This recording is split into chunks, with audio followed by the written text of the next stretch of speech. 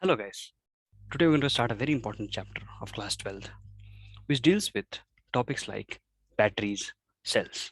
Have you ever thought why some cells are thrown right after it is used? Like something that we use in remote, something that we use in cars, those toy cars. While some batteries are there which we go and give for recharging. So why is that some battery needs recharging while the other needs to be thrown right after it's used?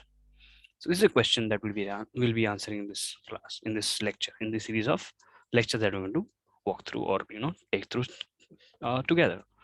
So with this, let's start with the chapter. And you might have guessed the name already. The chapter name is Electrochemistry. So let's begin with the chapter Electrochemistry. This chapter is a fun one because you learn a lot about things that happens in real life, right? So let's start with the chapter. The chapter name is Electrochemistry. So I'm going to take it at a very basic level. I'm not assuming anything at your part. Although you've already been introduced with this topic in grade 11th redox reaction chapter last part, if you remember. But still, I'm not assuming anything on your part. I'm going to take it from the very basic. So with this, let's start. So electrochemistry, as the name suggests, it has two words in it. One is electricity, and the other is chemistry. Meaning, we are going to have a relation of electrochemistry with electricity with chemistry. So I would say it's a branch of chemistry. I don't have to remember this definition. It's a branch of chemistry which deals with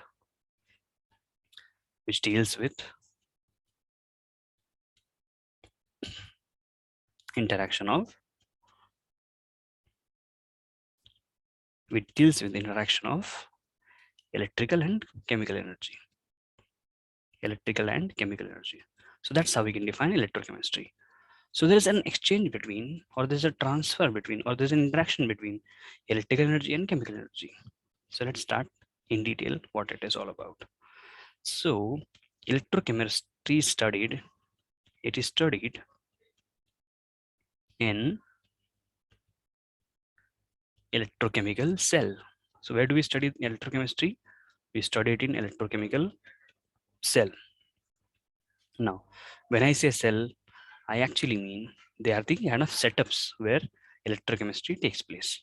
Now, it is studied in electrochemical cells. There are two types of electrochemical cell that we have in our syllabus. One is galvanic cell, while the other is, yes, you're correct, electrolytic cell. So this chapter consists of these two types of cells. So this entire chapter is divided into two parts. One, galvanic cell, two, electrolytic cell. And that's it. This is what we have in this chapter. As far as the J is concerned, there would be questions based on this. The concepts of this chapter, like reduction potential, has a lot of importance in other chapters also. Then, as far as the NEET is concerned, there could be one to two questions asked. And as far the boards are concerned, it has a great amount of weightage as well. So let's understand this in detail. So let's dig deeper into it. Let's begin. So let's start with the next topic, next part of it, right? Let's define what galvanic cell is. What is a galvanic cell? So galvanic cell is a type of cell. It is a type of cell which converts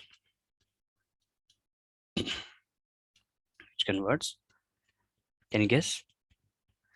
Yes, chemical energy into electrical energy. Meaning you take in chemical energy, you do chemical reaction, and you get electricity or electrical energy. So it's a type of cell in which chemical energy, meaning chemical reaction, gives electrical energy. So in this cell, chemical reaction gives us, there's a chemical reaction that will happen, and that will give us electricity. As simple as that. So can you give an example of this? Yes, all those batteries you have, right? Which is used in remotes and all these things, torches. So it's a cell in which chemical energy is converted to electrical energy. Okay, Now, the next type of cell which we have is galvanic. Sorry, which is electrolytic, right? But before that, I should tell you another point about it. About galvanic cell, there's another point that you must know. In this cell, a spontaneous reaction. I'm going a little bit technical here. We'll discuss in detail what this means in some time. In this cell, a spontaneous cell reaction produces electricity.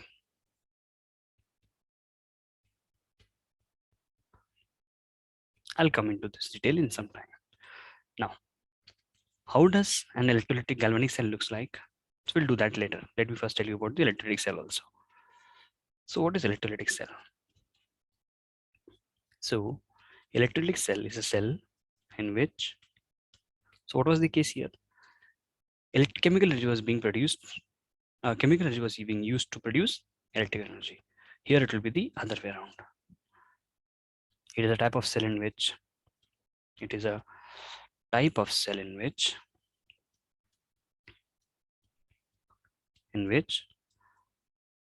a non-spontaneous reaction, or I would rather say that it's a type of cell in which electrical energy,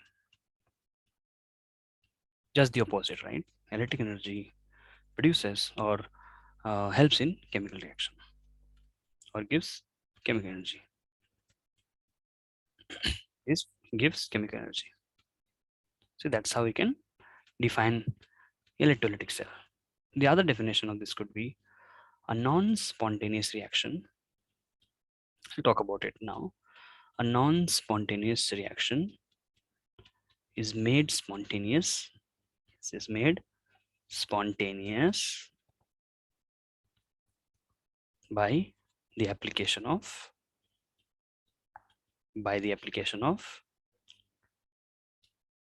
electricity. So it's a type of reaction which otherwise would not have happened takes place in this. Like for example, I'll give you one simple example. See, when I take H2 and I react it with O2, it gives you water, right? This reaction is spontaneous. So when this reaction happens, it might give me voltage. But H2O, if I take H2O and start heating it, I'll not get H2 plus O2. This reaction is non-spontaneous. It can only happen when we apply electricity. So see, this becomes an example of galvanic, this becomes an example of electrolytic cell. Because this reaction otherwise would not have happened without electricity. So that's what is the difference between both of them. So electrochemistry is a branch of chemistry which deals with interaction of electric energy with chemical energy. Where do we study them? In electrolytic cells. There are two types of cells, galvanic, electrolytic. What kind of cell is galvanic? It's a cell which converts chemical energy to electric energy. And the other one is a cell in which, yes, you guessed it right, electrical energy transforms in chemical reaction or leads to a chemical reaction or let the chemical reaction happen. This was just a vague example. I'll go much more technical about the example in some time. Next, construction. The next topic is you must be aware of the construction of both the cells. So let's talk about galvanic cell now. Let's talk about galvanic cell. See, galvanic cell has this basic construction where we have two containers. So whenever you see two containers, it's definitely going to be a galvanic cell. And this will have a solution, a salt solution typically. And this salt solution is called as, any guesses? Yes, it's called as electrolytic solution. Electrolytic solution. And this solution is of course also called as electrolytic solution. Sometimes also called as electrolyte. Sometimes also called as electrolyte. Electrolyte. Now, suppose if this is copper sulfate solution, blue color, then it will have a copper rod dipped in it. That's the construction. A solution and rod dipped in it. Zinc sulfate, and a rod dipped in it. See, so that will be, and then it will be connected with a voltmeter here. They'll but through a wire. So a galvanic cell will have basic thing, which is an electrode, the rod,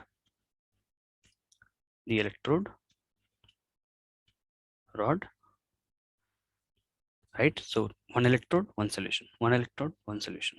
At times we have salt bridge also, but that is something we'll discuss in detail in some time, maybe in upcoming lectures. Next, the next cell is called as is electrolytic cell. Electrolytic cell. So the basic construction of electrolytic cell is there's just one container here, unlike the previous case, just one container which has a yes electrolytic solution. It has an electrolytic solution. In this, there are two rods dipped. There are two rods dipped in it, which is connected with a battery, a voltage source, and behind it, this voltage source is DC always. We cannot take alternating current. We have to take direct current here. So any guesses what these rods are? Yes, these rods are electrodes. We take DC because we don't want alterations of current happening because it might reverse the polarity of the battery, right? So it has to be, this is electrode, this is the electrolytic solution or electrolyte. So basically, we have discussed about that what electrochemistry is. We discussed about what are types of it. We discussed about what they do. We also discussed about both the type of cells. I gave example. I gave you the construction. So that's how galvanic cell looks like, and that is how a typical electrolytic cell looks like. Right now, next one. So the next thing which we have to cover is some basic terms like types of electrodes we have, right? But before that, there are some basic concepts that we'll be covering. So there is something called as metallic conductor. What are metallic conductors? Example, copper rod, zinc rod. These are called as metallic conductors. So they are the conductors having electrons as charge carrier. Okay, so here electrons are the one which carries charge, and the other one is called as ionic conductor. Right? Example of this can be copper sulfate, zinc sulfate. They are the ones which gives you ions. And here conductors, they are the conductors with or having ions as charge carriers. So ions are the one who carries their charge from one point to other point. And in electrodes are also of two types. We must know that electrodes are of two types. One is called as attackable electrode,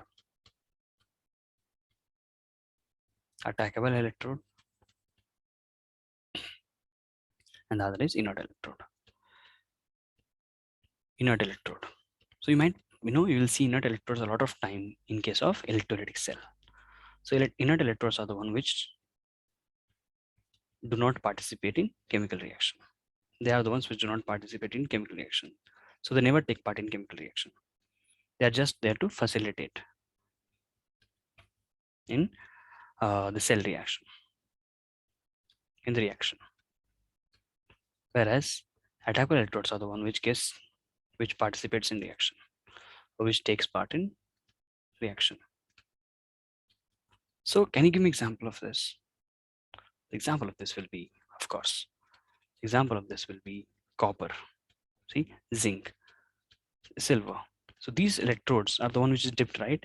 So they are the ones which gets attacked, meaning they are the ones which gets consumed in the reaction.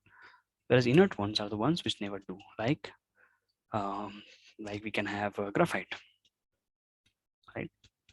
Usually it doesn't, yeah. Then we can have platinum. See, so they are the ones which doesn't get, they don't take part in chemical reaction. And next one, we have one more point I would say, which is like the basic concept: cathode, or reduction and oxidation. Then I'll tell you cathode anode.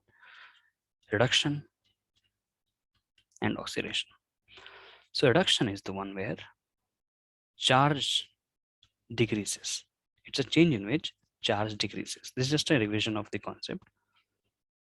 So reduction is a process in which charge decreases. So it's a process in which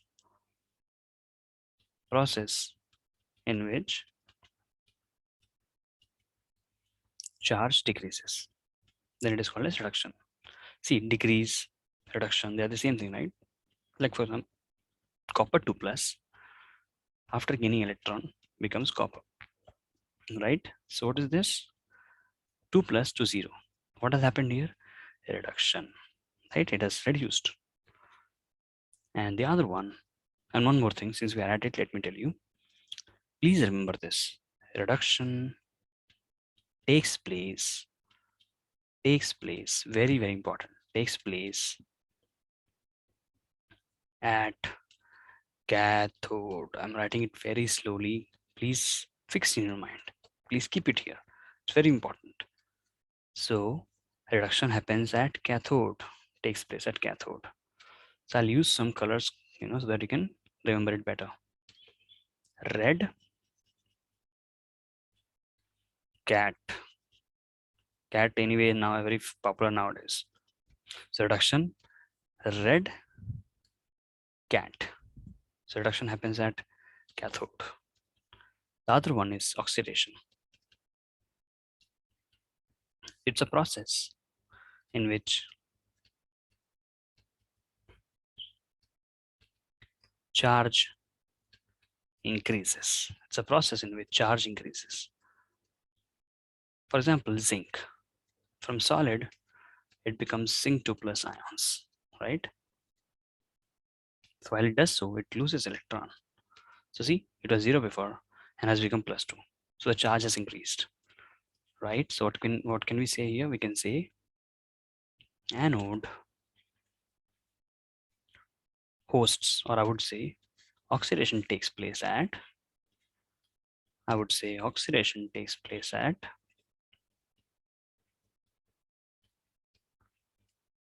at anode. How to remember this now? In grammar, you might have studied vowel if you remember. So in vowel, we have studied whenever there is a letter starting with O, A, E, I, O, U, we use the word an. So see, anox. Anox. Please remember. An-ox. Red cat. Red cat. An-ox. So that's how we can remember it for a longer time. Red cat, anox. Don't get confused here. Red cat, anox. Reduction happens at cathode. Oxidation happens at anode. One last thing before we wind up for the first lecture. Reduction, cathode. Oxidation, anode. Irrespective of the type of cell. Irrespective of the type of cell. Meaning whether it is irrespective of the type of cell. Whether it is galvanic or it is electrolytic. Reduction is always hosted at cathode. Anode is always the one which hosts oxidation, irrespective of the type of cell, meaning whether it is galvanic or it is electrolytic. Reduction happens at cathode, oxidation happens at anode. So with this, we'll wind up with the first lecture. So we discussed about electrochemistry, type of cells we have, the cells, the work that they do. Then I discussed about the construction of it. I told you about the basic concepts, right? Some basic concepts, right? Basics like what metallic conductor is. They are the one which have electrons as the charge carrier. Any conductors, ions as the charge carrier. Then electrodes. There are two types: attackable, inert, or non-attackable. Reduction happens at cathode, oxidation happens at anode, irrespective of the type of cell. So they are the topics we've covered for today. So I hope you understood. And if you're enjoying this series, do share this video to your friends and please subscribe to the channel. Thank you so much.